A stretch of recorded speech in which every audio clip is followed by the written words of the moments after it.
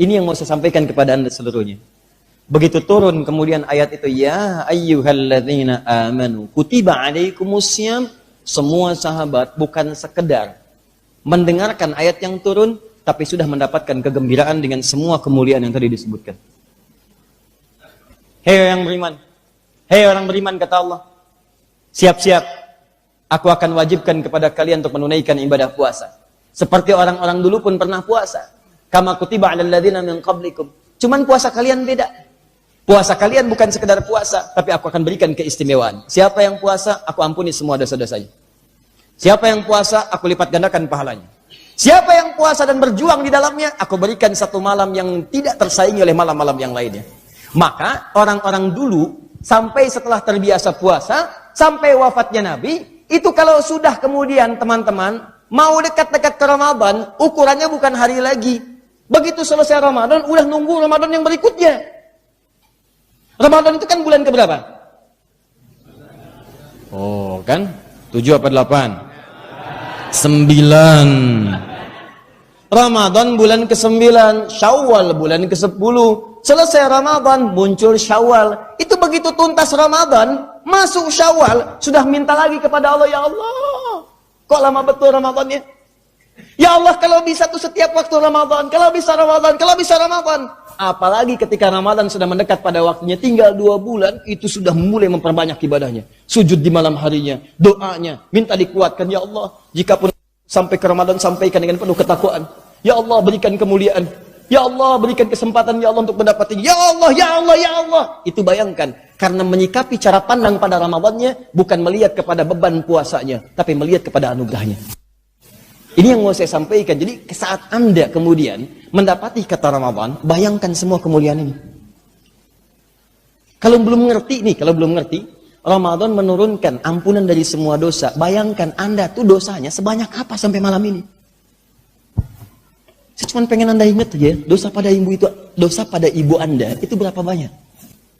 Dosa pada ayah Anda, ibu yang pernah mengandung, ibu yang pernah melahirkan, ibu yang menangis darah, mendoakan Anda di malam hari, yang tersakiti dengan kata-kata Anda, yang dengan perilaku Anda, kadang-kadang nangis sendirian di malam hari, nggak pernah pengen kelihatan anaknya, kadang-kadang minjam sana sini untuk membuat Anda bahagia dari sejak kecil, yang kadang-kadang setelah Anda dewasa tidak pernah mengingatnya, bapak Anda, silahkan cek, istri Anda, anak-anak Anda, maaf, yang kerja di rumah Anda, yang kerja di kantor Anda, teman Anda, tetangga Anda, berapa dosa yang pernah dikumpulkan?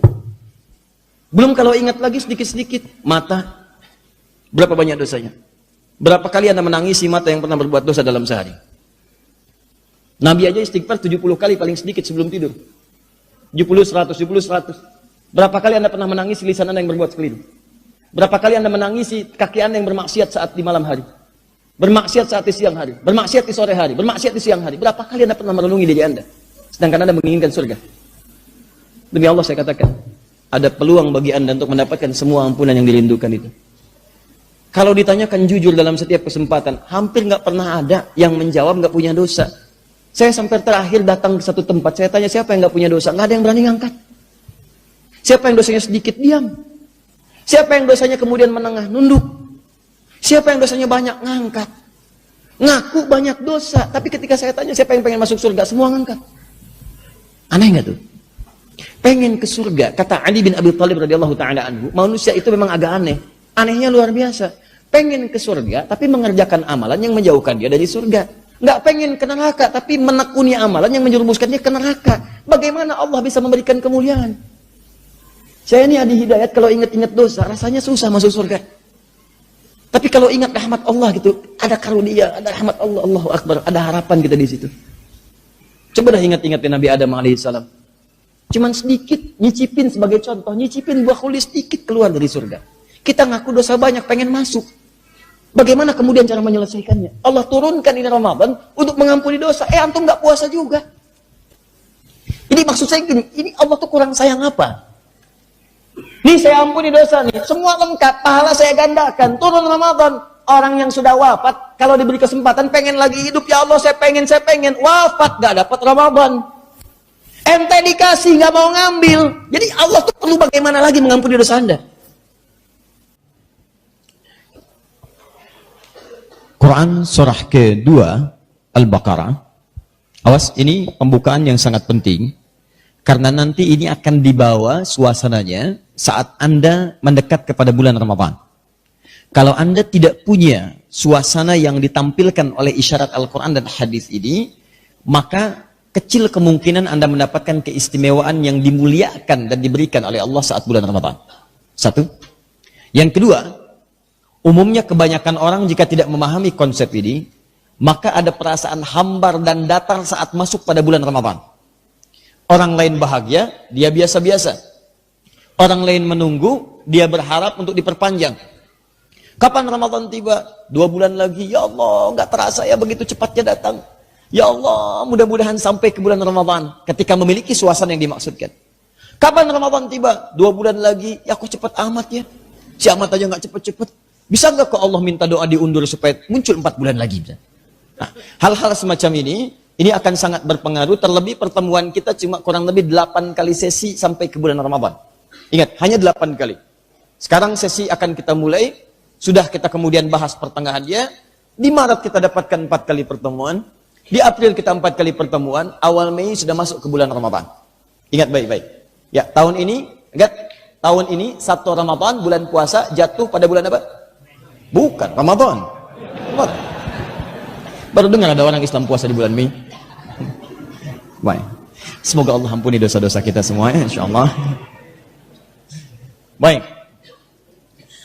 Secara singkat tadi sudah kita bahas. Nabi hijrah ke Madinah, Al-Madinah Al-Munawwarah tahun ke berapa? Kedua hijrah. Di sana sudah ada orang Yahudi? Sudah ada orang Nasrani? Sudah ada orang Islam? Ada. Sudah ada yang sudah syahadat duluan saat Nabi masih di Mekah. Karena itu mereka minta Nabi hijrah ke Madinah untuk mereka temui dan mereka terima di sana. Maka ketika datang Nabi diolok-olok karena salatnya menghadap ke Baitul Maqdis, turun Quran surah kedua Al-Baqarah ayat 144. Maka diberikan kiblat spesial dengan salat yang spesial. Dikerjakan 5 waktu, nilainya sama dengan 50. Semua doa saat bahkan sebelum salat ditunggu oleh Allah. Kamu minta, saya berikan, kata Allah. Yang paling hebat, salat kita yang ditunaikan itu menjamin semua nilai kebahagiaan dan kesuksesan dunia akhirat. Karena itu ketika muadzin memanggil lewat suara adzan, hayya 'alas shalah, ayo salat. Orang dulu cuma salat, orang sekarang nanya, kenapa salat? Teruskan, hayya 'alal falah. Ayo, dengan sholat itu falah. Kamu dipanggil untuk sukses. Kamu dipanggil untuk bahagia. Kamu dipanggil untuk mendapatkan semua kenikmatan. Karena falah itu bermakna bahagia, sukses, nikmat, tenang, damai, nyaman. Di puncak semua kebahagiaan itu dilukiskan dengan kata falah namanya. Makanya kalau orang paham diajak sholat itu diberi bahagia, orang akan semangat sholat. Makanya kalau ada panggilan muadzin, jangan digayangkan, digambarkan itu sebagai panggilan beban. Apalagi kalau cuma panggilan ibadah yang cuma beban. Datang dipanggil, datang lagi. Selesai dipanggil, dipanggil lagi. Antum capek. Tapi kalau Anda memahaminya dan melihat panggilan azan itu, seperti Allah menyampaikan pada kita, kata Allah, kamu saya panggil sholat supaya saya berikan bahagia. Belum bahagia, sujud saya berikan. Belum sukses, tunduk saya berikan. Belum tenang, ruku saya berikan. Makanya ketika ada orang dipanggil Allahu Akbar, Allahu Akbar. Allah minta menghadap supaya saya sukses. Kalau panggilan azan diibaratkan panggilan kesuksesan, maka demi Allah saya katakan, setiap orang pengen sholat dalam setiap waktu. Setiap orang pengen sholat. Demikian pula ketika Nabi datang diolok-olok, Muhammad SAW gak punya syariat puasa. Cuma ikut-ikutan kita. Kata Allah, Muhammad, saya turunkan kepadamu satu ayat saat ini, yang dengan turunnya ayat itu, kamu akan saya perintahkan menunaikan ibadah puasa yang kualitas puasanya akan mengalahkan umat-umat terdahulu. Dulu orang cuma puasa saja, maka puasamu saya khususkan, kata Allah, bisa menggugurkan semua dosa-dosa yang pernah dikerjakan dari balik sampai dengan saat itu. Maka keluarlah di lisan Nabi, riwayat Al-Bukhari itu termasuk di hadis Muslim, perhatikan kalimatnya. Man sama Ramadhana imanan wahtisaban ghufira lahu ma taqaddama min dzambi. Kata Allah, man, siapapun, laki-laki, perempuan, tua, muda, besar, kecil. Lihat baik-baik, man ismun mausulun yadullu 'alal fardiyah. Huruf sambung menunjuk kadang pada objek, bahkan subjek. Tanpa jeda, setiap tunggalnya, setiap orangnya. Kata Allah, lihat melalui lisan Nabi, setiap orang, mau laki-laki, perempuan, besar, kecil, tua, muda. Siapa yang mau menunaikan puasa di bulan yang khusus ini Ramadan, bukan yang lainnya. Puasa yang ini, kata Nabi, lihat, Imanan wahtisaban. Dia lakukan karena yakin dengan Allah. Ikhlas dia kerjakan. Ghufira lahu ma taqaddama min dzambi. Akan diampuni semua. Singkat padat, menggunakan satu huruf saja. Menunjuk pada semuanya. Taqaddama yang telah berlalu. Min dzambihi. Minnya bukan tab'id, tapi istighraq. Tab'id itu sebagian. Sebagian. Wa minan nasi man yaqulu rabbana atina fid dunya wa ma lahu fil akhirati min khalaq. Sebagian manusia ada yang berdoa, ya Allah, sukseskan dunia saya. Ya Allah, lancarkan rezeki saya. Ya Allah,